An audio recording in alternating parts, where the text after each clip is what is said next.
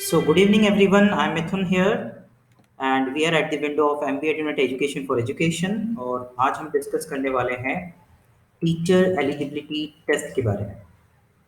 तो इसकी शुरुआत हम एक कोटेशन से कर रहे हैं, जो कलाम साहब की है।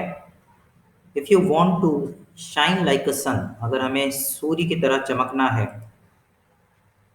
First burn like a sun, तो सूरज की तरह तपना या सूरज की तरह जलना या उसकी तरह मेहनत करने के लिए भी हमें तैयार रहना चाहिए। आगे बढ़ते हैं। आज के हमारे डिस्कशन का ऑब्जेक्टिव क्या-क्या है? तो सबसे पहली बात तो ये कि हम ये समझना चाहते हैं कि टेट क्या है? टीचर एलिजिबिलिटी टेस्ट क्या होते हैं? दूसरी बात है कि ये क्यों लिए जाते हैं? Why TET? या इनका इम्पोर्टेंस क्या है? Types of TET basically 2 type के होते हैं, एक स्टेट लेवल पे होती है, एक नेशनल लेवल पे होती है जिसको हम सीटेट कहते हैं। फिर हम कुछ स्टेट लेवल के टेट एग्ज़ाम्स के बारे में समझेंगे या उनकी बेसिक इन्फॉर्मेशंस लेंगे। फिर हम जाएँगे डिटेल डिस्कशन पर सीटेट के बारे में, कि इसकी प्रोसीडिंग्स कैसी होती है, क्या पैटर्न रहता है, एलिजिबिलिटी क्या है, सिलेबस क्या है, वैलिडिटी क्या है सीटेट सर्टिफिकेट की, क्वालिफिकेशन सर्टिफिकेट की। और फिर हम समझेंगे why should I go for it, मुझे सीटेट या आपको सीटेट क्यों करना चाहिए, and preparation strategies for CTET. फिर हम एक स्ट्रेटजी को समझेंगे कि सीटेट की तैयारी कैसे की जा सकती है। यस, तो चलिए शुरुआत करते हैं। सबसे पहले इंट्रोडक्शन, व्हाट इज टेट। तो टेट क्या है? तो टेट मिनिमम क्वालिफिकेशन की एग्ज़ाम है कि कोई भी टीचर बनना चाहता है स्पेसिफिकली गवर्नमेंट स्कूल्स में, और स्पेसिफाइड हो जाए तो फिर सेंट्रल गवर्नमेंट द्वारा चलाए जाने वाले स्कूल्स में फर्स्ट टू एट्थ के टीचर अगर कोई बनना चाहते हैं तो उनको ये एग्ज़ाम क्वालिफाई करना ज़रूरी है। एक बार ये एग्ज़ाम, जो टेट की एग्ज़ाम होती है, टीचर एलिजिबिलिटी टेस्ट होता है, उसको क्वालिफाई करते हैं, then we are eligible for the recruitment examination. ये क्वालिफिकेशन हमारे पास होगी, नो डाउट। एक बेसिक क्वालिफिकेशन टीचर्स के लिए है, प्राइमरी के लिए भी और मिडिल के लिए भी, कि या तो ग्रेजुएशन प्लस बीएड या फिर हायर सेकेंडरी प्लस डीएलएड, ये बेसिक क्वालिफिकेशन है प्राइमरी के लिए। और अगर हम मिडिल की बात करें तो ग्रेजुएशन प्लस बीएड, ये बेसिक क्वालिफिकेशन है। उसके बाद ये जो एग्ज़ाम है टेट की एग्ज़ाम, ये मिनिमम क्वालिफिकेशन है फर्दर रिक्रूटमेंट एग्जाम्स में बैठने के लिए। ठीक है। Once we get qualified with CTET, then we are eligible, CTET या state TET हो सकता है, then we are eligible for sitting in the state level recruitment programs or examinations, as well as with qualification of CTET we can sit in the exams of central level teachers recruitment process और examination. तो अगर central level की कोई job है तो हमें CTET qualify होना ज़रूरी होता है, और स्टेट लेवल की कोई टीचर की जॉब है फर्स्ट टू एट की, तो हमें स्टेट टेट क्वालिफाई होना चाहिए। और कुछ कुछ स्टेट जो हैं जिनके खुद के टेट एग्जाम्स नहीं हैं, तो वो भी सीटेट को मान्यता देते हैं। Yes, the test is mandatory for teaching jobs in Indian government schools, ये हम समझ चुके हैं। टेट एग्जाम जो है इंट्रोड्यूस किया गया था गवर्नमेंट द्वारा 2011 में, और इसका मकसद था कि जो टीचिंग का स्टैंडर्ड है उसको इम्प्रोवाइज किया जाए, इम्प्रूव किया जाए, पहले से बेहतर बनाया जाए। अगर कोई ऐसी बेसिक मिनिमम एग्जामिनेशन रखेंगे मिनिमम क्वालिफिकेशन की, तो नो डाउट सभी टीचर्स जो इन रिक्रूटमेंट प्रोग्राम्स में बैठेंगे ऑलरेडी वो बेसिक मिनिमम क्वालिफिकेशन क्रॉस करके बैठेंगे, तो बहुत सारा फिल्ट्रेशन हो जाएगा। यस, और जो बेस्ट क्वालिटी के टीचर्स हैं या जिनमें वो बेसिक मिनिमम क्वालिफिकेशन है, वही आगे बढ़ पाएंगे। Teacher already working were expected to pass the exam within 2 years। जब ये एग्ज़ाम चालू की गई थी, या सीटेट या टेट एग्ज़ाम्स को इंट्रोड्यूस किया गया था, तो ऑलरेडी जो टीचिंग जॉब में है उनसे ये एक्सपेक्टेशन रखी गई थी कि अगले 2 सालों में वो टेट को क्वालिफाई कर लेंगे, क्योंकि वो ऑलरेडी रिक्रूटेड हैं, और बाकी लोगों की अगली रिक्रूटमेंट जो होगी वो टेट क्वालिफिकेशन के बाद ही होगी। तो ये एक इंट्रोडक्शन का पार्ट है। अब ये टेट का जो कंसेप्ट है, या ये कैसे डेवलप हुआ और वो कैसे इंट्रोड्यूस हुआ, ये जो एग्ज़ाम है ये एनसीएफ, नेशनल करिकुलम फ्रेमवर्क जिसको हम कहते हैं, ये 2009 वाला जो एनसीएफ है, उसमें ये डिमांड की गई, ये बात रखी गई कि फर्स्ट टू एट में पढ़ाए जाने वाले टीचर्स की एक बेसिक मिनिमम क्वालिफिकेशन होनी चाहिए, क्योंकि जो पढ़ाई का स्तर है या पढ़ाने का स्तर है वो अप टू द मार्क नहीं है। देन ये तय किया गया कि बेसिक जो एलिजिबिलिटी इन टेस्ट में बैठने के लिए होगी या इवन स्कूल्स में पढ़ाने के लिए होगी, वो यहाँ दे रखा है। आपको ये एग्जाम्स क्वालिफाइड होना चाहिए ऑलरेडी, जैसे डीएलएड हो गया, बीएड हो गया, बीएलएड हो गया। यस। और उसके बाद ये जो टेट एग्जाम्स है उसमें मिनिमम 60% का स्कोर हमें करना होता है, then we are able to qualify और we are able to eligible, we become eligible for the teachers recruitment examinations, चाहे वो स्टेट की हो या सेंट्रल गवर्नमेंट की हो। The central board of secondary education, जिसे हम सीबीएसई के नाम से जानते हैं, maintain the TET database and guide government bodies to conduct the test. तो आगे हम देखेंगे जब इस सीटेट के बारे में डिटेल में बात करेंगे, तब उसमें भी हमें पता चलेगा कि जो एग्जाम कंडक्शन का जो रोल है सीटेट का, वो सीबीएसई को दिया गया एनसीटी के द्वारा। आगे बढ़ते हैं। अब हमारा सेकंड पॉइंट था, ऑब्जेक्टिव था आज के डिस्कशन का कि टेट एग्जाम्स क्यों लिए जाते हैं। तो कुछ उसकी मूलभूत बातें हम कर चुके हैं। It would bring national standards and benchmark for teacher quality. तो टीचर की क्वालिटी के लिए एक बेंचमार्क, एक कॉमन क्राइटेरिया, एक कॉमन मार्जिन तय कर दी गई है कि ये बेसिक मिनिमम क्वालिफिकेशन अगर टीचर में होगी, जो इस एग्जाम को क्वालिफाई करेंगे, they are only eligible for teacher recruitment examination. तो एक basic common minimum requirement eligibility या हम बोले क्वालिफिकेशन को तय किया गया। दूसरी बात, it would induce teacher education institutions and students for these institution to further improve their performance standards. जैसे कि हम हमारे कॉलेजेस में प्लेसमेंट सेल्स बनाते हैं, या फिर अ, जितने भी एजुकेशनल कॉलेजेस हैं स्पेसिफिकली जो बीएड डीएलएड ये सारे कोर्सेज चलाते हैं, वहाँ पर भी टीचिंग के स्टैंडर्ड को या टीचर्स की जो स्किल्स डेवलपमेंट है उसको अपग्रेड किया जाए, ताकि जो टीचर्स हैं इस तरह के एग्जाम्स को क्वालिफाई कर सकें। बिकॉज अल्टीमेटली जो टीचर्स ये सारी पढ़ाई कर रहे हैं, बीएड कर रहे हैं, डीएड या डीएलएड कर रहे हैं, उनका मकसद टीचिंग जॉब में आना है। और टीचिंग जॉब में अगर स्टेबल जॉब में या गवर्नमेंट जॉब में जाना है तो टेट एग्जाम क्वालिफाइड होना पड़ेगा। और उसकी क्वालिफिकेशन के लिए क्या चाहिए, तो तैयारी चाहिए, परफॉर्मेंस स्टैंडर्ड चाहिए। और वो कहाँ से आएगा, जब आप बीएड या डीएलएड की पढ़ाई कर रहे हैं तो पैरेलल पहले तो उनके कोर्स को बहुत अच्छे से आत्मसात करेंगे, समझेंगे और उस पर अपनी कमांड बनाएंगे। और साथ ही साथ पैरेलल अगर कुछ आउट ऑफ द वे जाकर भी तैयारी करनी पड़े तो एक टीचर को ज़्यादा मेहनत करनी पड़ेगी अपने कॉमन मिनिमम जो कोर्सेस हैं उसमें, और पैरेलल इसकी तैयारी के लिए तो ऑटोमेटिकली उसकी स्किल्स में, उसकी टीचिंग परफॉर्मेंस में बेहतरी आएगी। इसलिए भी एग्जाम ली जाती है। It would send a positive signal to the stakeholders that the government lays special emphasis on teacher quality. तो स्टेक होल्डर्स अगर हम देखें एजुकेशन में, स्कूलिंग में कौन कौन होते हैं, पेरेंट्स होते हैं, स्टूडेंट्स होते हैं और टीचर्स होते हैं। तो इन तीनों ही बेसिकली, अगर स्कूल को हम टीचर मान लिया, टीचर को स्कूल माने, बात एक ही है। तो स्कूल पेरेंट एंड स्टूडेंट और टीचर पेरेंट एंड स्टूडेंट, ये मेजर तीन स्टेक होल्डर्स हैं एजुकेशन के। यस। और इससे जुड़ी हुई, जैसे एजुकेशन के बाद बच्चा आगे चल के इंजीनियर बनेगा, डॉक्टर बनेगा, तो हम देखते हैं एजुकेशन को हम हर एक फील्ड से जोड़ सकते हैं। तो स्कूल लेवल पे एक पॉजिटिव सिग्नल जाएगा सभी स्टेक होल्डर्स को कि government is taking this thing very seriously, that they are taking care of teacher quality. तो टीचर क्वालिटी को मेंटेन करने के लिए, परफॉर्मेंस स्टैंडर्ड बनाने के लिए और एक बेंचमार्क स्टैब्लिश करने के लिए ये टेट एग्जाम्स ली जाती है। आगे देखते हैं हम टाइप्स ऑफ टेट एग्जाम्स। तो दो टाइप है, जैसा कि हमने पहले भी बात की। एक स्टेट लेवल पे कंडक्ट की जाती है जिसे हम स्टेट टीचर एलिजिबिलिटी टेस्ट या एसटेट कहते हैं, और दूसरा सेंट्रल टीचर एलिजिबिलिटी टेस्ट या जो नेशनल लेवल पे कंडक्ट होती है उसे हम सी टेट कहते हैं। यस। तो स्टेट टेट में हम देखते हैं आंध्र प्रदेश, तेलंगाना, उत्तर प्रदेश की यूपी टेट हो, फिर राजस्थान की रीट हो, हरियाणा में भी एचटेट एग्जाम होती है। तो स्टेट लेवल पे सभी स्टेट अपने अपने लेवल पे अपने अपने एलिजिबिलिटी क्राइटेरिया के साथ they are conducting their examination.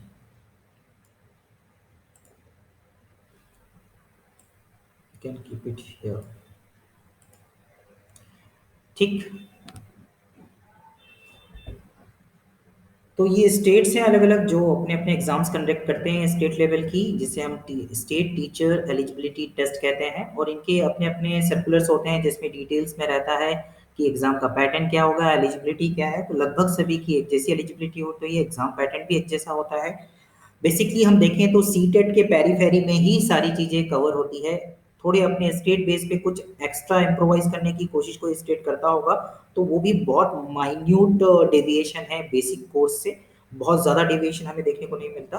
तो सीटेट क्योंकि बेसिक जो इसका आधार है सभी तरह के टेट एग्जाम का, वो इंट्रोडक्शन 2011 में सीटेट के द्वारा ही लाया गया। यस, या सीटेट ही पहला वो इम्प्रोवाइजेशन है टेट एग्जामिनेशन में। तो उसके पेरीफेरी में ही सभी स्टेट की टेट एग्जाम्स भी हैं। हम चाहें तो किसी भी टेट एग्जाम के बारे में गूगल पर सर्च करके बेसिक डिटेल्स निकाल सकते हैं। फिर बात आती है सेंट्रल टीचर एलिजिबिलिटी टेस्ट, या जिसे हम सीटेट के नाम से जानते हैं, और ये सबसे बड़ी एग्जाम है टीचर एलिजिबिलिटी टेस्ट पे की, जिसमें लाखों विद्यार्थी विद्यार्थी कहें या फिर हम कहें टीचर्स या एस्पिरेंट जो हैं पार्टिसिपेट करते हैं, इसमें एग्ज़ाम देते हैं। और लाखों में से कुछ ही सिलेक्ट हो पाते हैं या क्वालिफाई हो पाते हैं। इसका जो परसेंटेज ऑफ क्वालिफिकेशन है 14% इन एन एवरेज रहता है। और जो प्रीवियस 2021 जनवरी का जो एग्ज़ाम था, उसमें पेपर वन और पेपर टू होता है, अभी आगे हम देखेंगे। तो उसमें लगभग 29 के आसपास कुछ परसेंटेज था, और 17 कुछ परसेंटेज था शायद पेपर वन का। तो ये हम मान सकते हैं कि 100 में से 30 लोग, 100 में से 17 लोग इतने ही सिलेक्ट होते हैं। यस, क्यों ऐसा होता है? क्योंकि एग्जाम फॉर्म भरने में किसी की कमी नहीं है, तैयारी में कमी है। तो एग्जाम फॉर्म भरना तो सब कोई भी कर सकता है, जो भी एलिजिबल हो, बीएड कर रखा हो या बीएड लास्ट ईयर में भी हो तो भी वो एलिजिबल होता है। और ग्रेजुएशन हो, ग्रेजुएशन के बाद ही बीएड होता है, तो बीएड प्लस ग्रेजुएशन, या फिर उधर हम देखें 12th प्लस डीएलएड हो, तो कोई भी फर्स्ट और सेकंड पेपर के लिए एलिजिबल हैं तो they can go for the exams. तो एग्जाम फॉर्म भरना बहुत आसान है, हर कोई भर सकता है, लेकिन तैयारी के लिए जो सिंसियर अप्रोच चाहिए, जो कंसिस्टेंसी चाहिए, वो बहुत कम लोग ही दिखा पाते हैं।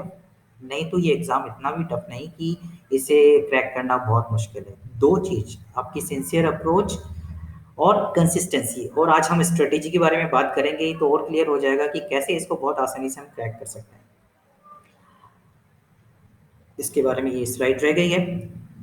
हाँ, अगर हम देखें तो आरटीई एक्ट जो आया था, उसके सेक्शन 23 के सब सेक्शन 1 में एनसीटीई को एक वाइड नोटिफिकेशन दिया गया था 23 अगस्त 2010 और 29 जुलाई 2011 को। यस, और वो मिनिमम क्वालिफिकेशन की बात करता है। क्या बात करता है? कि कोई टीचर जो फर्स्ट टू एट में पढ़ा रहा है, उसकी कोई minimum qualification, even they are eligible, eligible मतलब उन्होंने ग्रेजुएशन प्लस बीएड कर रखा हो या 12th प्लस डीएलएड हो, उसके बाद भी एक चेक पॉइंट होना चाहिए, एक फिल्ट्रेशन होना चाहिए कि उनमें से बेस्ट को ही हम टीचिंग में ला पाए, या कम से कम ये मिनिमम क्वालिफिकेशन हमें तय करना चाहिए किसी टीचर में वो बेसिक पोटेंशियल है कि नहीं, टीचिंग का सेंस या टीचिंग का जो कैपेबिलिटी है, वो basic minimum capability, basic minimum potential है या नहीं, ये एक चेक पॉइंट होना चाहिए। ये बात कही गई। और फिर इसके आधार पर 2011 में, जैसा कि हमने बात की, टेट एग्ज़ाम जो है वो इंट्रोड्यूस किया गया।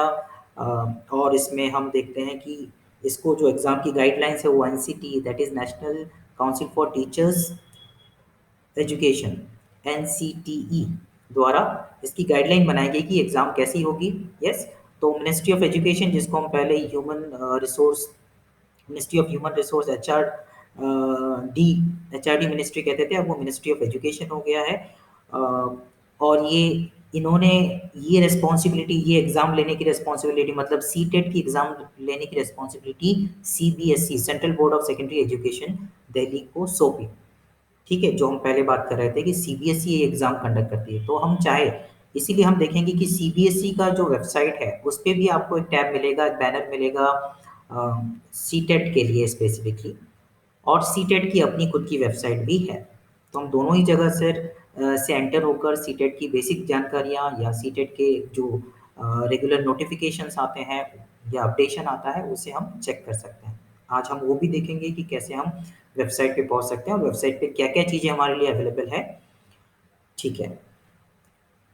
और इसका जो सिलेबस है, जैसा कि हमने बात किया, एनसीटीई, और इसके लिए जो बुक्स हैं, बेसिकली एनसीटीई ने अगर सीबीएसई को ये ज़िम्मेदारी दी है और सिलेबस भी जो है सीबीएसई के एनसीईआरटी बुक्स के पेरी-पेरी में ही है, उसके इर्द-गिर्द ही है। तो बुक्स जो सजेस्ट की जाती है, सब्जेक्ट स्पेसिफिक जो बुक्स हैं, सब्जेक्ट स्पेसिफिक जो कंटेंट इसमें पूछे जाते हैं, वो एनसीईआरटी के करिकुलम का ही हिस्सा होता है। एग्ज़ाम की बात करें तो सीटेट की एग्ज़ाम बहुत ओपन, फेयर और ट्रांसपेरेंट होती है। ओपन इसलिए बोला जाता है कि नोटिफ़िकेशन एग्ज़ाम की आने से लेकर तो एग्ज़ाम के रिज़ल्ट आने तक सब कुछ हर एक व्यक्ति जो इसका पार्टिसिपेंट है, वो देख सकता है, पता कर सकता है वेबसाइट के थ्रू। यस, चाहे वो सिलेबस हो, प्रीवियस ईयर के क्वेश्चन पेपर्स हो, उसने जो एग्ज़ाम दी है, उसके बाद उसने जो ओएमआर शीट अपनी उसकी अपलोड हो जाती है, मतलब आप अपने ओएमआर शीट को देख सकते हैं कि आपने कहाँ क्या मिस्टेक्स की है।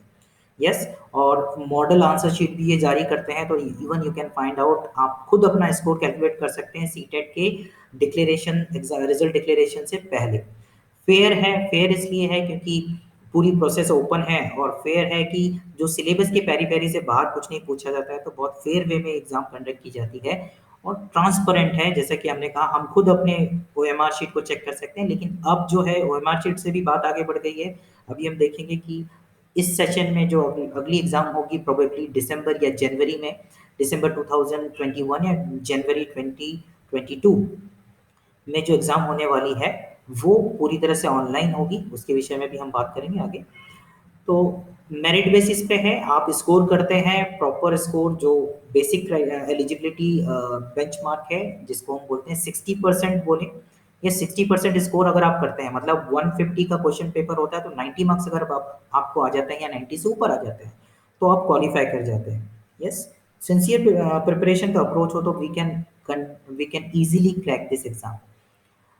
अब इसका पैटर्न और प्रोसीजर क्या है सीटेट एग्ज़ाम का, ये बहुत इम्पोर्टेंट है, हमें समझना चाहिए, क्योंकि अभी जो हमने लिंक शेयर की थी ग्रुप में रजिस्ट्रेशन के लिए, लगभग 3-4 महीनों से हम ये ऑनलाइन क्लासेस चला रहे हैं सीटेट एग्ज़ाम की प्रिपरेशन के लिए, which is free of cost. उसमें हमने रिसेंटली एक रजिस्ट्रेशन लिंक दी थी ताकि हमें पता चले कि कौन-कौन से स्टूडेंट पेपर 1 की और कौन-कौन से स्टूडेंट पेपर 2 की, और पेपर 2 में भी किस सब्जेक्ट की तैयारी कर रहे हैं, उनका टारगेट क्या है। तो काफ़ी स्टूडेंट्स के क्वेश्चंस आए हैं, और उसी उन्हीं सभी क्वेश्चंस को आज क्वेंच करने के लिए, सभी डाउट्स को ख़त्म करने के लिए ये डिस्कशन ऑर्गेनाइज़ हमने की है। और इस डिस्कशन का इम्पोर्टेंट हिस्सा ये है क्योंकि यहाँ से आपको आपके सीटेट एग्ज़ाम के विषय में सब बेसिक जानकारियाँ मिलेंगी। तो 2 पेपर होते हैं, पेपर 1 जो प्राइमरी टीचर बनना चाहते हैं, उनके लिए है, फर्स्ट टू फिफ्थ के टीचर बनने के लिए, और पेपर 2 अगर हम बात करें तो ये है 6 टू 8 के टीचर बनने के लिए। मतलब अगर आप पेपर 1 क्वालिफ़ाई करते हैं, तो जब भी सेंट्रल गवर्नमेंट की कोई भी रिक्रूटमेंट आती है, चाहे नवोदय की हो, केंद्रीय विद्यालय की हो, या दूसरी कोई भी सेंट्रल गवर्नमेंट के स्कूल की रिक्रूटमेंट प्रोसेस स्टार्ट होती है, तो प्राइमरी टीचर के लिए जो पोस्ट निकलेगी, उसमें आपका पेपर 1 क्वालिफ़ाई होना चाहिए, तभी वो एग्ज़ाम में आप बैठ पाएँगे। ऐसे ही अगर मिडल टीचर के लिए, जिसको हम टीजीटी बोलते हैं, और प्राइमरी टीचर को पीआरटी बोलते हैं, तो टीजीटी के लिए जो एग्ज़ाम्स होंगी, उसमें पार्टिसिपेट करने के लिए आपका पेपर 2 क्वालिफ़ाइड होना चाहिए। हायर सेकेंडरी के लिए कोई पेपर नहीं होता है, उसमें डायरेक्ट एग्ज़ाम होती है। हायर सेकेंडरी मतलब हम पीजीटी की पोस्ट के लिए बात करें, तो उसमें डायरेक्ट एग्ज़ाम होती है, उसके लिए कोई अलग से एलिजिबिलिटी एग्ज़ाम आपको पहले से क्वालिफ़ाई करने की ज़रूरत नहीं है। और इन्हीं दोनों ही पेपर का जो बेसिक क्राइटेरिया है, वो 60% मार्क है, मतलब 60% मार्क्स अगर आपने अचीव कर लिया, तो आप क्वालिफ़ाई माने जाते हैं। अब हम इसमें कास्ट में नहीं जाएँगे कि किस कास्ट के लिए इसमें क्या फ्लेक्सिबिलिटी है। हम तो ये मान लें कि 150 में से 90 नंबर हमें आना चाहिए। 90 मार्क्स अगर हम ले आए या 90 से ऊपर, और बहुत आसानी से आ जाते हैं। We can achieve it very easily. हमारे पास 5 पेपर होते हैं, 5 पेपर में हमें अचीव करना होता है, 30-30 मार्क्स के 5 पेपर्स होते हैं।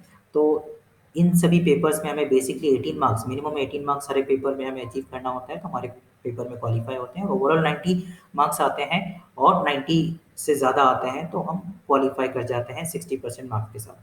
तो हमें इश्यू होता है क्वालिफ़िकेशन सर्टिफ़िकेट। यस, ये क्वालिफ़िकेशन सर्टिफ़िकेट हमें चाहिए होता है रिक्रूटमेंट एग्ज़ाम्स में बैठने के लिए। पहले ये क्वालिफिकेशन सर्टिफिकेट की वैलिडिटी 7 इयर्स थी, अब ये बढ़कर हो गई है लाइफ टाइम। ये रिसेंट सर्कुलर है, अभी हम सीटेट की वेबसाइट पे जाएँगे तो वहाँ हमें देखने को मिलेगा। ये रिसेंट सर्कुलर है जुलाई मंथ का, जुलाई के भी लास्ट में आया था। जो ये बताता है कि अब जिन्होंने पहले भी सीटेट कर रखी है या अभी भी जो इसको फेस करने वाले हैं, उनकी जो सर्टिफिकेट की वैलिडिटी रहेगी वो लाइफ टाइम रहेगी। मतलब लाइफ में आपको एक बार सीटेट क्वालिफाई करना है, then you are eligible for all number of exams you going to face for all kind of teachers recruitment examination. ये जो अभी हमने बात की कि केवीएस और एनवीएस मतलब नवोदय विद्यालय हो या केंद्रीय विद्यालय हो, उसमें हम बैठ सकते हैं। तिब्बतियन सेंट्रल तिब्बतियन स्कूल्स हैं, अभी एकलव्य की एग्जाम्स आई हैं, उसमें भी एलिजिबिलिटी क्राइटेरिया वही है। टीजीटी की बात करें या पीआरटी की बात करें, पीआरटी तो उसमें होती नहीं वैसे। उसके बाद फिर एग्जामिनेशन बहुत डिमांडिंग है, बहुत ज़्यादा नंबर में बच्चे पार्टिसिपेट करते हैं, और जो रिजल्ट का रेट है वो बहुत रेशो जो होता है छोटा होता है, क्योंकि भीड़ बहुत ज़्यादा है और सीरियस प्रिपरेशन बहुत कम है इसलिए। और इसके अलावा और इस एग्ज़ाम में कोई प्रॉब्लम नहीं है। यस, ऐसा हम माने कि बहुत टफ एग्ज़ाम है, ऐसा नहीं है। ये परसेंटेज ऑफ सक्सेस इतना कम क्यों दिखता है, क्योंकि भीड़ ज़्यादा है। 100 लोग फॉर्म भरते हैं, तैयारी 30 लोग करते हैं, और उन 30 में से फिर 25 लोग सिलेक्ट होते हैं, ऐसा कुछ है। अब हम बात करेंगे सीटेट पैटर्न प्रोसीजर, एलिजिबिलिटी क्या है, सिलेबस क्या है, वैलिडिटी क्या है सीटेट की, और डिटेल्ड इन्फॉर्मेशन के लिए तो हम इन्फॉर्मेशन बुलेटिन पे चलते हैं।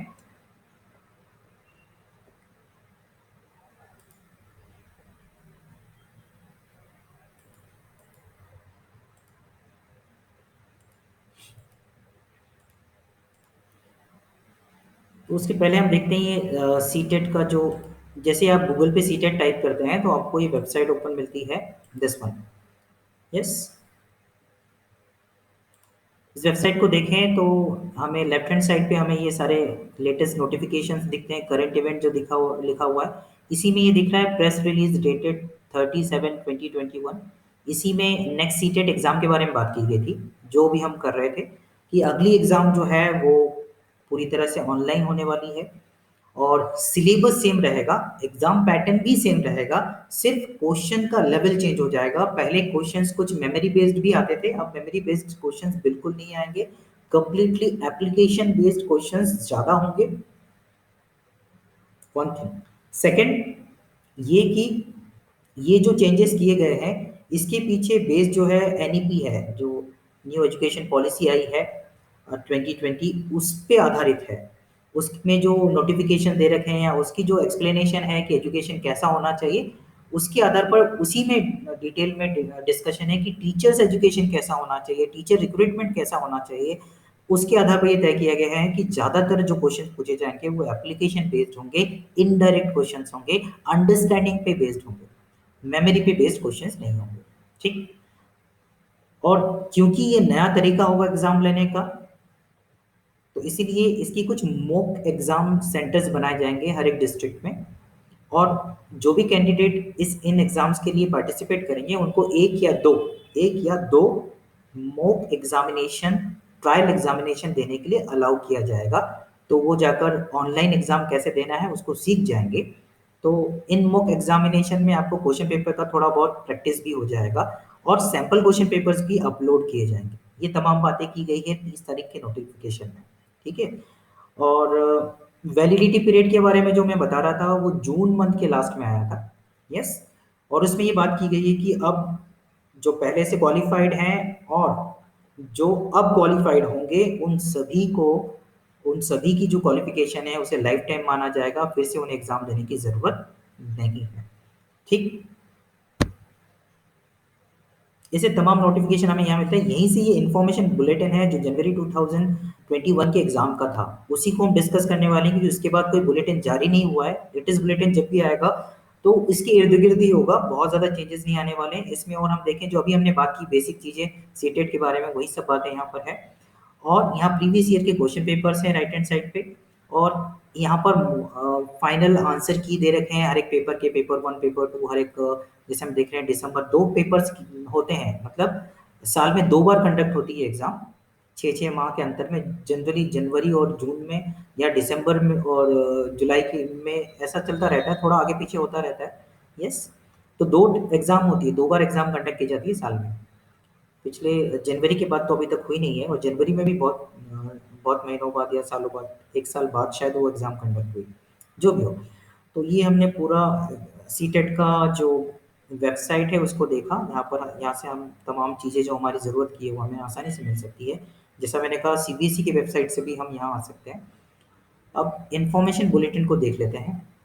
तो हर एक एग्ज़ाम से पहले एक इन्फॉर्मेशन बुलेटिन जारी किया जाता है जिसमें एग्ज़ाम से रिलेटेड तमाम चीज़ें अवेलेबल होती है। तो जनवरी की एग्ज़ाम जो हुई थी, जो सबसे आखिरी एग्ज़ाम थी अभी तक की सीटेट की, उसके उसके बुलेटिन को हम देख रहे हैं।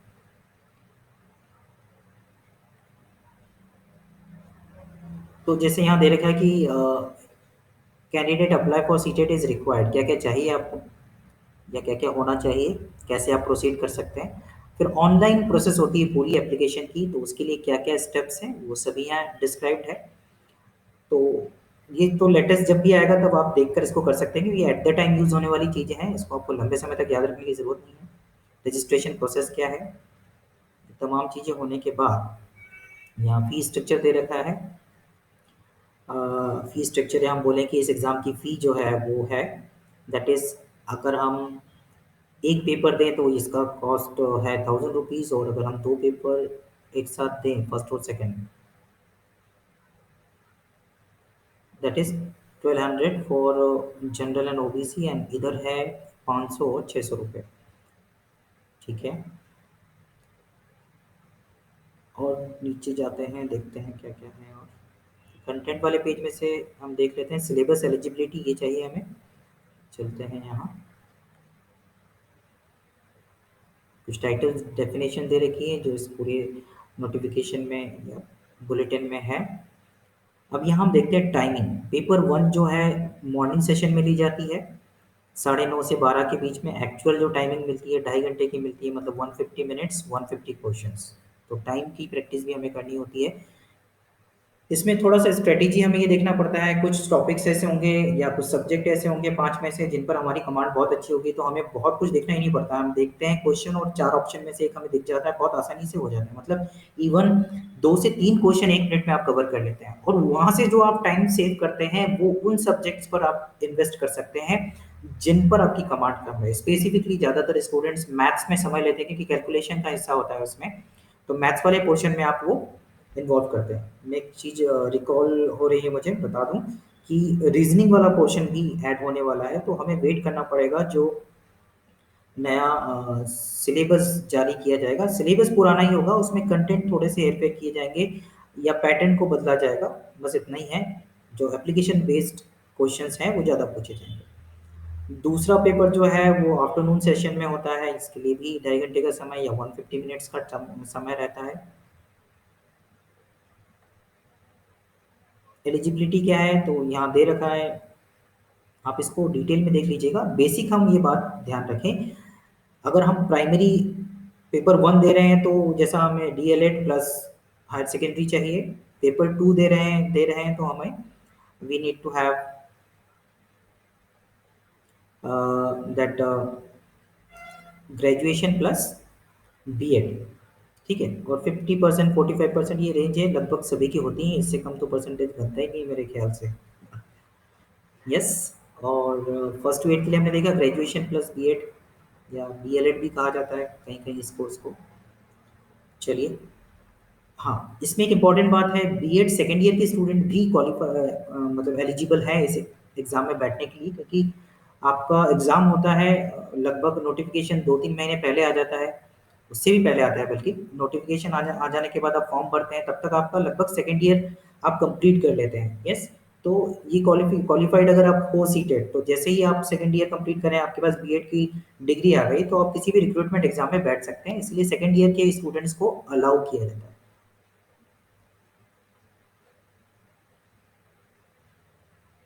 ये हम जानते ही हैं, फर्स्ट पेपर जो है प्राइमरी टीचर के लिए या teacher for first to fifth, और सेकंड पेपर जो है मिडिल टीचर के लिए 6 टू 8। अब ये स्ट्रक्चर दे रखा है क्वेश्चन पेपर का, हम देखें तो ये 5 सब्जेक्ट होते हैं। जो पेपर 1 है वो सबके लिए कॉमन है। इसमें 5 सब्जेक्ट होते हैं। चाइल्ड डेवलपमेंट एंड पेडागोजी, जिसे हम सीडीपी कहते हैं, कंपल्सरी है। लैंग्वेज 1 और लैंग्वेज 2 कंपल्सरी है। अब किसका लैंग्वेज 1 हिंदी हो सकता है, किसी का लैंग्वेज 1 इंग्लिश हो सकता है, तो फिर लैंग्वेज 2 उसका दूसरा वाला पोर्शन हो जाएगा। मतलब अगर लैंग्वेज 1 हिंदी है तो लैंग्वेज 2 इंग्लिश हो जाएगा। इसके अलावा भी लैंग्वेज के ऑप्शंस होते हैं। बेसिकली मध्य प्रदेश में तो हम लोग लैंग्वेज 1 में इंग्लिश या हिंदी और लैंग्वेज 2 में इंग्लिश या हिंदी यही लेते हैं। महाराष्ट्र हो, वेस्ट बंगाल हो या हमारे सदर्न स्टेट्स हो, इन सभी जगहों पर लैंग्वेज 1 और लैंग्वेज 2 में और भी ऑप्शंस लोग चूज़ करते हैं। हम अपनी बात करें तो इंग्लिश या हिंदी। तो उसी के अकॉर्डिंग लैंग्वेज 1 का स्टैंडर्ड जो होगा, जैसे हम एमपी बोर्ड में देखते हैं स्पेशल हिंदी या जनरल हिंदी, स्पेशल इंग्लिश या जनरल इंग्लिश, तो उसी लेवल पे होता है। लैंग्वेज 1 का लेवल थोड़ा सा हायर होता है एज़ कम्पेयर टू लैंग्वेज 2। वो आपका जो भी लैंग्वेज 1 और लैंग्वेज 2 होगा। सब 30-30 मार्क्स के पेपर्स होते हैं, मैथमेटिक्स भी और एनवायरमेंटल स्टडीज़ भी।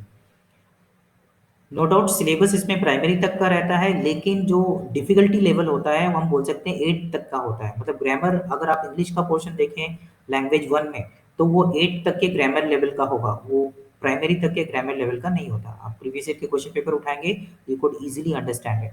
तो ये 5 पेपर हैं 30 मार्क्स के, तो ओवरऑल 150 मार्क्स हुए, जिसमें से 90 मार्क्स चाहिए आपको क्वालीफाई होने के लिए। अब इसमें दे रखा है और भी लैंग्वेज के बारे में जो भी हो। फिर पेपर 2 में देखें तो यहाँ थोड़ा-सा चेंज आ जाता है। जो हमने रजिस्ट्रेशन लिंक में पूछा है कि सब्जेक्ट 2 में आप कौन-सा सब्जेक्ट चूज़ कर रहे हैं, तो 2 ऑप्शन होते हैं। यहाँ और दिख रहा है आपको, बाकी ऊपर वाले क्वेश्चन पेपर्स तो सेम है, लैंग्वेज 1, लैंग्वेज 2 और सीटीपी, ये 30-30 के ही है। अब जो कॉमर्स या आर्ट्स बैकग्राउंड के हैं, मतलब जिनका ग्रेजुएशन कॉमर्स से हुआ हो या आर्ट बैकग्राउंड से हुआ हो, उन लोगों के लिए एसएसटी का, सोशल साइंस का ऑप्शन होता है और ये पेपर होता है 60 मार्क्स का। इसमें भी बाइफरकेशन है हिस्ट्री का, ज्योग्राफी का। और जिनका मैथ साइंस बैकग्राउंड होता है या साइंस बैकग्राउंड होता है ग्रेजुएशन में, यस, उनका 30-30 मार्क्स का 2 पेपर होता है, 30 मार्क्स का मैथ्स और 30 मार्क्स का साइंस। तो इसीलिए ये पूछा गया था कि पेपर 1 या पेपर 2 में आप सब्जेक्ट कौन-सा चूज़ कर रहे हैं, मैथ्स एंड साइंस या फिर सोशल साइंस। ठीक है? ये हमारे ग्रेजुएशन के सब्जेक्ट पे डिपेंड करेगा। ग्रेजुएशन की स्ट्रीम पर, किस स्ट्रीम से हम बिलॉन्ग करते हैं। तो ये मेजर बातें थी जो हम जानना चाहते थे या हमें जानना चाहिए सीटेट के बारे में। वापस अपने स्लाइड पर चलते हैं। Rest all things I will share this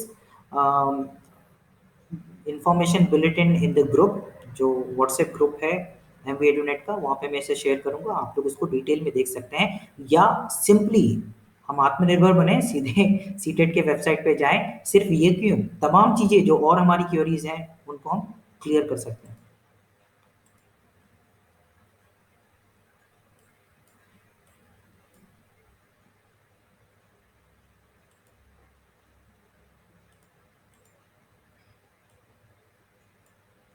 चलिए इसके आगे बढ़ते हैं, अगली स्लाइड पर चलते हैं।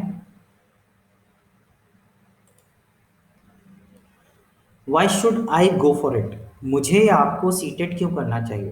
तो हम में से हर कोई चाहता होगा कि गवर्नमेंट जॉब हमारे पास हो। यस, क्यों हो? पहली बात तो सबसे बड़ा सबक जो है, ये कोविड एरा ने हम सब टीचर्स को ये एहसास करवाया है, या हम सब टीचर्स एक बड़े चैलेंज से गुजरे हैं इस फेज में, और समझ में आया है कि इस दौरान अगर हमारे पास एक प्राइवेट जॉब की जगह गवर्नमेंट जॉब होती, तो नो डाउट हम ज़्यादा स्टेबल हमारे करियर के साथ या फाइनेंशियली रह पाते। इसमें कोई दो राय नहीं। तमाम ऐसे प्राइवेट स्कूल्स भी हैं जिन्होंने अपने टीचर्स के लिए वो सारी व्यवस्थाएं की जो उनके लिए ज़रूरी थी। लेकिन इसके बाद भी बड़े परिप्रेक्ष्य में देखें तो प्राइवेट स्कूल्स में पढ़ाने वाले टीचर जो थे, उनके लिए ये सेशन, लास्ट वाला जो सेशन है, और अभी तक काफ़ी चैलेंजेस बरकरार है। तो ये एक सबक है हम सबके लिए कि हमें और ज़्यादा मेहनत करके गवर्नमेंट एग्ज़ाम्स के लिए, सीटेट के लिए क्वालिफ़ाई होकर गवर्नमेंट एग्ज़ाम के लिए तैयारी करनी चाहिए, उसे क्रैक करना चाहिए। दूसरी बात है stability of the career. No doubt government jobs are more stable, it is carrying more stability of career as compare to the private jobs. Even जो सीटेट क्वालिफिकेशन सर्टिफिकेट है, या हम सीटेट क्वालिफाइड होते हैं, तो जो बड़े प्राइवेट स्कूल्स हैं, चेन ऑफ स्कूल्स हैं, जैसे हम दिल्ली पब्लिक स्कूल की बात करें या दूसरे भी बड़े स्कूल्स हैं, उनकी जो चेन्स है वहाँ पर एक कॉमन मिनिमम क्राइटेरिया रखा जाता है, या वो प्रेफ़रेंस देते हैं या वो प्रायोरिटी देते हैं उन टीचर्स को जो क्वालिफ़ाइड होते हैं सीटेट। तो अगर हम प्राइवेट जॉब में भी अच्छी प्राइवेट जॉब करना चाहते हैं तो हमें सीटेट क्वालिफ़ाइड होना चाहिए। और चौथी बात जो है वो ये है कि जब हम ये बोलते हैं ना that I am CTET qualified, I am CTET qualified with both the papers, तो ये अपने आप में कॉन्फिडेंस हमें देता है एज ए टीचर। किसी इंटरव्यू के लिए जब हम जाते हैं वहाँ हमें प्रेफरेंस मिलता है, और अपने आप में ये एक गर्व का विषय है, अपने आप में ये एक कॉन्फिडेंस का विषय है कि आई एम सीटेट क्वालिफाइड। तो ये चार इंपॉर्टेंट बातें हैं जिसकी वजह से या जिसके लिए हम सबको सीटेट के लिए अच्छी तैयारी करके सिंसियर अप्रोच के साथ अटेम्प्ट करना चाहिए और सीटेट क्वालिफाइड होना चाहिए। फिर स्ट्रेटेजी की बात जो सबसे इम्पोर्टेंट है, हम जो बात कर रहे थे कि 100 बच्चे बैठते हैं और सिर्फ 30 बच्चे या सिर्फ 25 बच्चे ही क्यों सिलेक्ट होते हैं? क्योंकि हम ऑलरेडी फ़िल्टर आउट कर चुके हैं उन 50 बच्चों को जो बिल्कुल सीरियसली नहीं लेते हैं या फॉर्म भर दिया and then they will wake up at the time of exam. फिर एग्ज़ाम की डेट आने के 1 वीक पहले, 2 वीक पहले उनकी नींद खुलती है और वो सोचते हैं कि पैसे लगाए हैं तो एग्ज़ाम दे दो। और ऐसा भी होता है, big number of teachers, those who have filled the form, they are not going for giving the exam। वो एग्जाम देने ही नहीं जाते क्योंकि उनके अंदर से ये डर रहता है बिकॉज तैयारी नहीं हुई है। तो हम देखते हैं कैसे इस एग्जाम के डर को खत्म कर सकते हैं और एक स्ट्रेटेजिकल वे में, एक रणनीतिक आधार के साथ हम कैसे इसकी तैयारी कर सकते हैं और आसानी से इस एग्जाम को क्रैक कर सकते हैं। तो मैं इसे कहूँगा कि वॉल्यूम या हम बोलें आयतन सीटेट का अगर हमें पता चल जाए, तो फिर हम इस एग्ज़ाम को आसानी से क्रैक कर सकते हैं। आयतन मतलब क्या? द वॉल्यूम और द स्ट्रेटजी ऑफ सीटेट। तो ब्रेड्थ जो है, चौड़ाई जो है सीटेट की, वो है उसका सिलेबस। हम देखते हैं आयतन निकालने के का फॉर्मूला होता है L into B into H, length breadth and height का मल्टीप्लिकेशन, यस, प्रोडक्ट। तो ये तीन बातें हैं यहाँ पर। सिलेबस है, लेंथ मतलब उसके प्रीवियस ईयर क्वेश्चन पेपर्स हैं, और हाइट मतलब प्रैक्टिस है। अगर ये तीन चीजें, सबसे पहले हम सिलेबस को देखें तो मेरी ये आदत है या हम में से बहुत सारे लोगों की आदत होगी कि हम किसी भी एग्जाम की तैयारी करते हैं तो उसके सिलेबस को हाथ से लिखते हैं, प्रिंट आउट नहीं निकालते हैं। तो प्रिंट आउट भले ही निकाल लें फिर हाथ से लिखें, लिखने से ये होता है कि हमारे at a time more than one sense organ is working on it, तो हम उसके और डेप्थ में पहुंचते हैं और हम समझते हैं एग्जैक्टली वो समझ हमारे दिमाग में आ जाती है कि सिलेबस का पेरीफेरी क्या है, किस परिधि में हमें तैयारी करना है। तो ब्रेड्थ जो है, चौड़ाई जो है इस एग्जाम की, वो हमें समझ में आती है।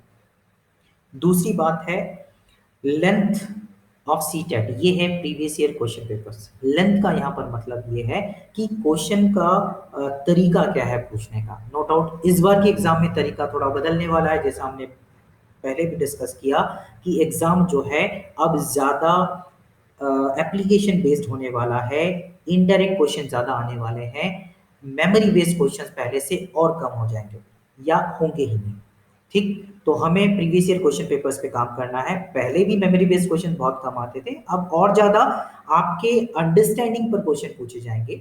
यस, तो अल्टीमेटली ये होगा कि कोई, जैसे हम अनसिन पैसेजेस नहीं करते हैं, तो अनसिन पैसेजेस में क्या होता है, पैराग्राफ पढ़ते हैं और एट ए टाइम उस समझ के आधार पर हमारा जो टीचिंग लर्निंग सेंस है या हमारी जो स्किल्स होता है आधार पर उस पैराग्राफ को समझते हैं और उसके आधार पर उसके जवाब देते हैं। तो इस तरह के प्रश्न जो आपकी इंडिविजुअल जो पोटेंशियल है उसको जज करें, इस तरह के क्वेश्चंस ज़्यादा होंगे। यस, इसके बाद है हाइट की बात। तो हाइट है प्रैक्टिस। अब यहाँ प्रैक्टिस की बात कैसे हम समझेंगे, तो जब हम सिलेबस को लिख रहे हैं तो सिलेबस को हम तीन कैटेगरी में डिवाइड करें।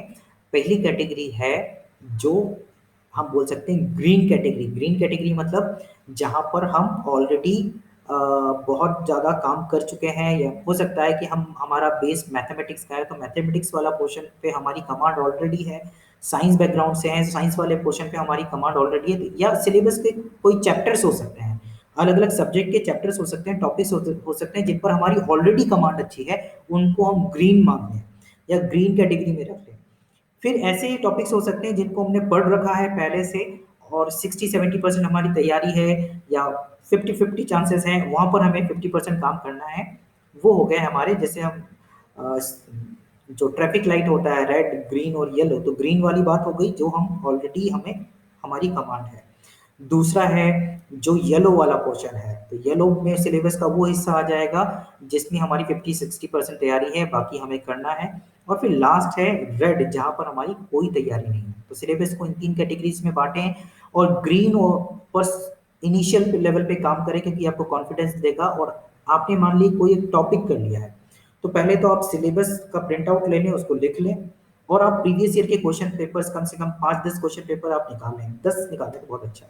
अब आपको क्या करना है, कोई एक टॉपिक आपने पढ़ा है जो ग्रीन वाला है, ग्रीन से हम स्टार्ट करेंगे। ग्रीन वाले पोर्शन का एक टॉपिक आपने आसानी से आपका रिवीजन हो जाएगा, क्योंकि ऑलरेडी आपकी कमांड है। कोई एक टॉपिक, कोई एक चैप्टर, फिर उस चैप्टर पे बेस्ड जो प्रीवियस ईयर के क्वेश्चंस हैं वो आप सॉल्व कीजिए, तो आपकी तैयारी कंप्लीट हो जाएगी सीटेट के एग्जाम के लिए, उस पर्टिकुलर टॉपिक के लिए। और ये हम जल्दी करेंगे तो हमारा कॉन्फिडेंस हो जाएगा, क्योंकि ग्रीन वाले पोर्शन पे हमारी ऑलरेडी कमांड थी। अब हमने एग्जाम ओरिएंटेड प्रैक्टिस कर ली है, तो वो हमारी तैयारी हो चुकी है। अब हम आएंगे येलो वाले पोर्शन पे। येलो वाले पोर्शन पे हमें काम करना पड़ेगा, तो उन उसके लिए हम ज़्यादा समय देंगे, और हर एक टॉपिक के बाद फिर से हम वही चीज़ दोहराएंगे कि हम प्रीवियस ईयर के क्वेश्चन पेपर निकाल रहे हैं और हम उनको सॉल्व कर रहे हैं। सॉल्व करते समय हम टाइम पर भी ध्यान दें। यस, कि हमें 15 क्वेश्चन सॉल्व करने में कितना समय लग रहा है, 20 क्वेश्चन सॉल्व करने में कितना समय लग रहा है। बहुत सारे यूट्यूब चैनल्स पर भी मॉक टेस्ट अवेलेबल हैं, उन मॉक टेस्ट पे हम पार्टिसिपेट कर सकते हैं। कुछ लिंक हम लोग हमारे ग्रुप में भी शेयर कर लेंगे, तो आप उन मॉक टेस्ट में ज़रूर पार्टिसिपेट करें, तो आपकी प्रैक्टिस होती जाएगी। और अब तो ऑनलाइन ही है, तो ऑनलाइन ही काम करना है, तो हम लोग ऑनलाइन प्रैक्टिस को भी बढ़ा सकते हैं। फिर है हाइट, यानी प्रैक्टिस की बात। तो प्रैक्टिस में यही बात है कि हम जब सॉल्व कर रहे हैं, हमारा टाइम क्या लग रहा है, और हमारी एफिशिएंसी बढ़नी चाहिए रेगुलर प्रैक्टिस के साथ, और वो बढ़ती ही है अगर हम सिंसियर अप्रोच कर रहे हैं। अभी जितना समय है हमारे पास, उसमें डेली अगर आप अपनी तैयारी को 1 से 1.5 घंटा देते हैं, तो वो पर्याप्त है। पर्याप्त मतलब ये सेल्फ तैयारी की बात कर रहा हूँ। आप ऑनलाइन क्लास अटेंड कीजिए या कोई यूट्यूब चैनल को ज्वाइन कर लीजिए, उसमें आधा घंटा 1 घंटे का समय दीजिए, और अपनी प्रैक्टिस को लगभग उतना ही समय दीजिए। सेल्फ स्टडी के लिए उतना, और स्टडी के लिए मतलब तैयारी के लिए 1 घंटा। और ओवरऑल अगर हम देखें तो 1.5 से 2 घंटे का समय अगर आप दे पा रहे हैं रेगुलर, तो हमारे पास इतना समय है कि हम आसानी से 100+ मार्क्स ला सकते हैं। Yes, it is very easy. Yes, अगर हम कंसिस्टेंट रहें, अगर हम सिंसियर रहें। यस, और ये देखा ही जा रहा है पिछले 2-3 महीने, लगभग 4 महीने होने को आ गए हैं शायद अभी, मुझे एग्जैक्ट ध्यान नहीं है कब से हमने शुरू किया। लेकिन हम जो ऑनलाइन क्लासेस लगा रहे हैं वीकली, उसमें टेस्ट हो रहे हैं, और ज़्यादातर लोग जो ऑनलाइन क्लासेस में रहते हैं, 20 से 25 लोग, वो एग्ज़ाम भी देते हैं और अपनी एक तैयारी में साथ साथ चल रहे हैं। रेगुलर वो ऑनलाइन क्लास भी अटेंड कर रहे हैं और टेस्ट भी दे रहे हैं, तो उनकी एक तैयारी चल रही है। तो ऐसी कंसिस्टेंट अप्रोच की ज़रूरत है। तो यहाँ पर हमारा आज का डिस्कशन का सेशन लगभग समाप्ति की ओर है। तो अगर हम टीचर बनना चाहते हैं, और टीचर हैं अगर, तो हम बार बार खुद से ये प्रश्न पूछे कि हमारे पढ़ाते समय क्या हम कोई नया व्यू, कोई नया आइडिया, कोई नई सोच, कोई नया विचार, और हमारे द्वारा पढ़ाए गए कंटेंट को अप्लाई करने के लिए बच्चों को मोटिवेट कर पा रहे हैं कि नहीं, उसको उसमें अपना नया कुछ ऐड करने के लिए मोटिवेट कर पा रहे हैं कि नहीं, ये ज़रूरी है। तो बार-बार खुद से ये प्रश्न पूछ सकते हैं, ये 3-4 प्रश्न हैं। अगर इन प्रश्नों का जवाब हाँ में आता है, तो इसका मतलब हम सही मायने में पढ़ा पा रहे हैं। तो आप सभी को धन्यवाद आज की डिस्कशन का हिस्सा बनने के लिए। होपफुली आपके सारे जो क्वेश्चंस हैं या क्वेरीज हैं वो क्वेंच हुए होंगे। अब इस वीडियो के बाद, इस डिस्कशन के बाद एक ओपन डाउट क्लियरिंग सेशन हम कंडक्ट करने वाले हैं। यस, तो उसके लिए बने रहिए अभी क्लास में। So thank you everyone, take care, bye bye, Vande Mataram.